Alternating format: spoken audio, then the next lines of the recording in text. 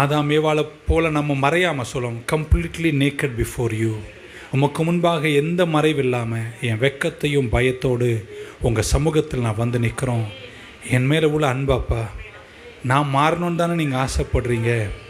இன்றைக்கி எந்த நிலையில் நீ இருந்தாலும் உன் மேலே தோள் மேலே கையை போட்டு உன்னை கட்டி அணைத்து முத்தமிட்டு வாழ வைக்கிறவர் தான் என் இயேசு. ஆமேன். சூம்பி போன கையை மறைச்சே வைக்காத.